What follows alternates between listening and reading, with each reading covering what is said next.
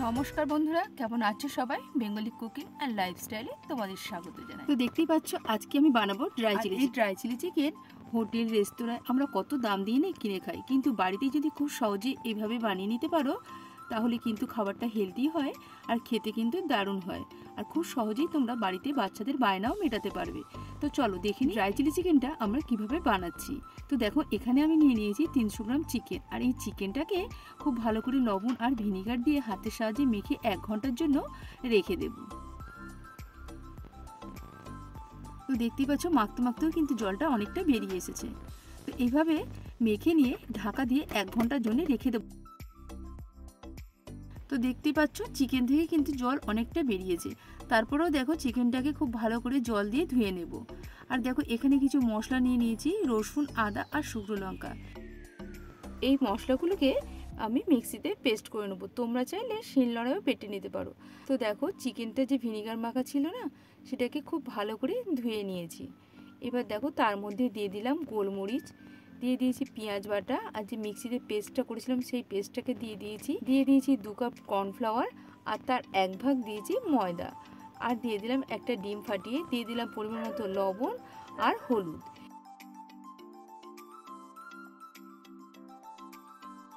এবার হাতের সাহায্যে চিকেনটাকে মেখে 1 ঘন্টার জন্য রেখে দেব। এদিকে একটা প্যান বসিয়ে দিয়েছি আর তাতে দিয়ে দিয়েছি তেলটা হালকা গরম হলেই এর মধ্যে এক এক করে মেখে রাখা চিকেনগুলোকে ছেড়ে দেব। আর এই চিকেনগুলো কিন্তু একটু ছাড়ছাড়ভাবেই দেবে, যাতে একে অপরের গায়ে লেগে না যায়। তো দেখো এইভাবে এক এক করে সুন্দর করে চিকেন পকোড়াগুলো কিন্তু ভেজে নেব। তো দেখো পকোড়াগুলো আমার ভাজা হয়ে গেছে। এবার যে সেকেন্ড ব্যাচটা ছিল সেগুলোও কিন্তু ঠিক একইভাবে তেলের মধ্যে দিয়ে ভেজে নিচ্ছি। তো দেখো সব পকোড়াগুলো কিন্তু এদিকে আমার ভাজা হয়ে গেছে।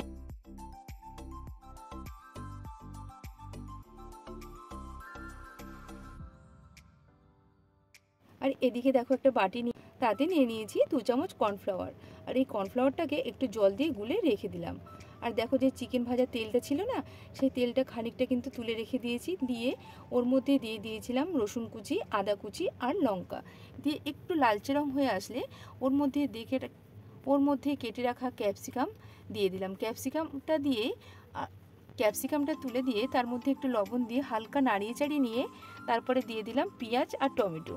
পেঁয়াজ টমেটো দিয়ে আবারও একটু নাড়িয়ে চাড়িয়ে নিয়ে দিয়ে দিলাম টমেটো সস, সয়া সস আর চিলি সস। এগুলোকে দিয়ে সুন্দরভাবে একটু নাড়িয়ে চাড়িয়ে নেব। ও হ্যাঁ, আর এখানে লাল লঙ্কার গুঁড়োটাও কিন্তু অ্যাড করেছি, তোমরা তো সেটা দেখতেই পেলে। দিয়ে আবারও দেখো একটু নাড়িয়ে চাড়িয়ে নিলাম। নিয়ে স্বাদটা ব্যালেন্স করার জন্য এখানে দিয়ে দিলাম 1 চামচ মতো চিনি।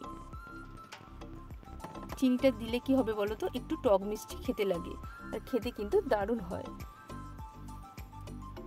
তারপর দেখো ভেজে রাখা পকোড়াগুলোকে ওর মধ্যে দিয়ে দিলাম।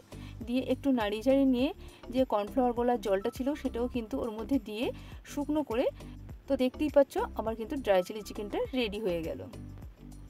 রেসিপিটা কেমন লাগলো তোমাদের অবশ্যই কমেন্টে জানাবে। ভালো লাগলে একটা লাইক করে দেবে।